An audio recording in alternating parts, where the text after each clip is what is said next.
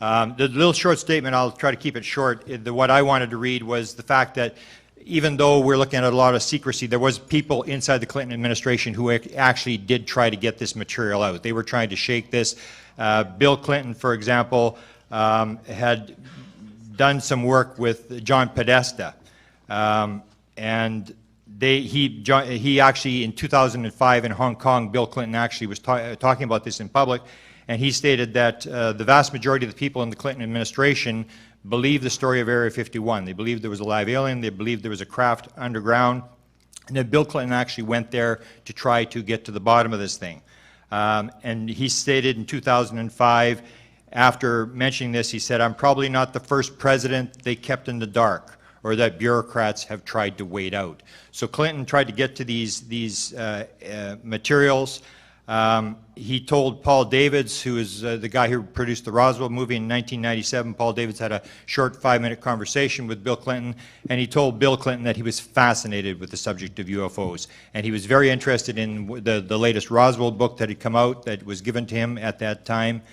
And Bill Clinton had actually, as we look back in the files, Bill Clinton had actually given a job to Webster Hubbell. In the job, he said to Webster, according to Webster Hubbell's book, Friends in High Places, in 1997, Hubbell said that Bill told him, "If I put you over there in justice, I want you to find out the answer to 2 questions. Number 1, are there UFOs? And number 2, who killed JFK?" So Bill Clinton was a guy who didn't believe the official stories of the UFO or of the JFK stuff, and he actually sent someone to try to get the answers to this material. One of Bill Clinton's main, this is sort of being overlooked here, one of Bill Clinton's main allies in this effort to try to get material out was John Podesta. And he and John Podesta actually did try to get a lot of classified material out into the public. It was the Executive Order 12958, which was signed in 1995, and it introduced a 25-year rule which hoped to bring to light many hidden secrets inside government, like the UFO issue. What was sought was a proper balance of openness in government versus what Podesta called unthinking secrecy.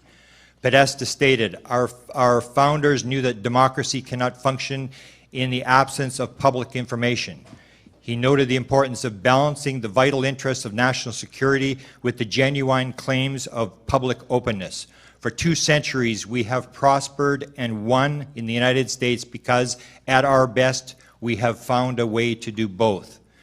So to achieve this, they signed the executive order which said that anything that was over 25 years old had to be declassified except in extreme circumstances.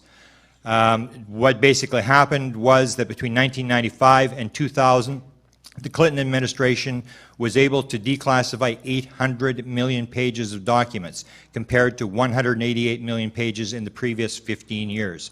Unfortunately, the sought-after UFO documents that the Clintons wanted released with this material never materialized.